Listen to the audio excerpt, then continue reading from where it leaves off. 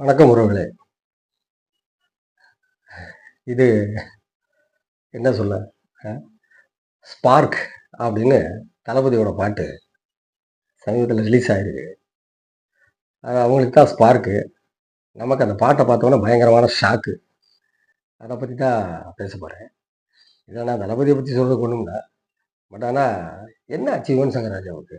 அ அவர் எப்படி ஒரு ஹிட் குடுத்துக்கிட்டு இருந்த மனுஷன், எப்படி எப்படிலாம் பாட்டு போட்டுக்கிட்டு இருந்த மனுஷன்.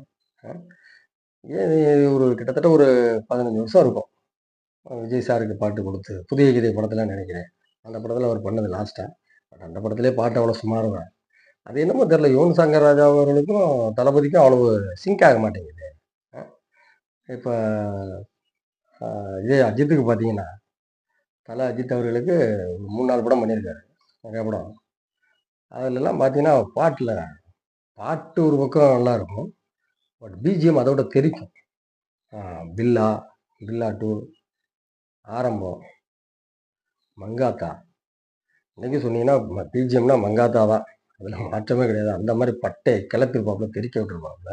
ஆனா இந்த படத்துல லாஸ்ட்டா வந்த சிம்பு நடிச்ச மாநாடுல கூட சூப்பரா தான் பண்ணியிருந்தாரு. அந்த பிஜிஎம். ஒருவேள அதெல்லாம் பார்த்துட்டு தான் தளபதி சரின்டாரா? இல்ல வெங்கட் பிரபு வந்து யுவன் சங்கர் ராஜா தான் பண்ணணும்னு சொன்னாரான்னு தெரியல.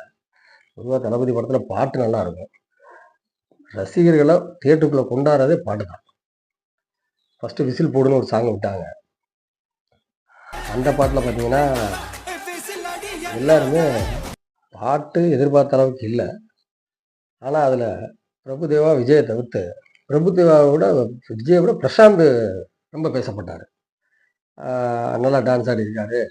கேமரா பத்தி ஆடியிருக்காரு. நல்லா பண்ணியிருக்காரு. பரவால்ல. சூப்பர் அப்படின்னு சொல்லிட்டு எல்லாருமே அவர தான் பாராட்டுனாங்க. உண்மைய சொல்லப்போனா எல்லாரும் அவர பாராட்டுனாங்க. நெறைய பேர் அவர கமெண்ட்ஸ்ல பாராட்டியிருந்தாங்க. பிரசாந்த் வந்து ரொம்ப நாளைக்கு அப்புறம் திரும்பி நல்லா வந்திருக்காரு அப்படின்ற மாதிரி. அந்த பாட்டு எதிர்பார்த்த அளவுக்கு இல்ல. 2வது ஒரு சிங்கிள் சாங் ஒண்ணு விட்டாங்க. டூயட்.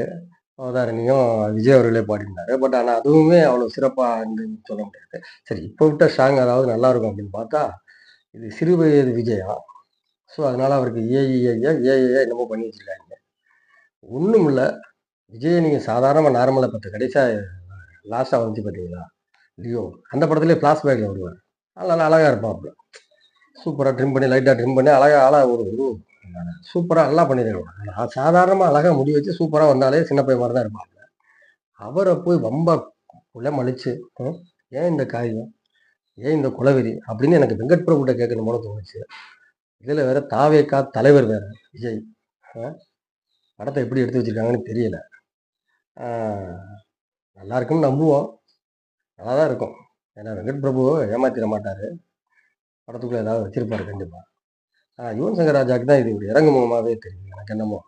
நான் முத்துக்குமார் போனதுலேருந்து யுவன் சங்கர் ராஜா திருப்பி அவரு வர முடியலையோ! சரியான ஒரு செட் இல்லையோ! அப்படின்ற மாரியே தோணுது.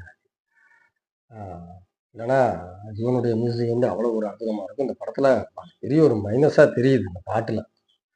அதுவும் கங்கை மரன் அவர்கள் எழுதியிருக்காங்க. பழைய ஆள் அவங்க. அ அவங்க எழுதியிருக்காங்க. ரசிகர்கள் பெரும்பாலானவங்க அதிருப்தியா தான் இருக்கிறாங்க பாட்டுல. படத்துல வந்து வெங்கட் பிரபு என்ன விஷயம் வச்சிருக்காரு அப்படின்றத பொறுத்து தான் இருக்குது. கண்டிப்பா அவர் வச்சிருக்கிறாரா? இல்ல வச்சு செய்ய போறாரான்னு தெரியல. ஆ பார்ப்போம். தாவேகா தலைவர் விஜய் அவர்களுக்கு இது இனி அடுத்து ஒரு படமோ, 2 படமோ தான் பண்ண போறேன்னு சொல்றாரு. அது என்ன முடிவு எடுக்க வைக்கிறதுன்றது வெங்கட் பிரபு கையில தான் இருக்குது. ஆ வெங்கட் பிரபு ஃபேமிலி கையில இருக்குது. நன்றி உறவுகளே!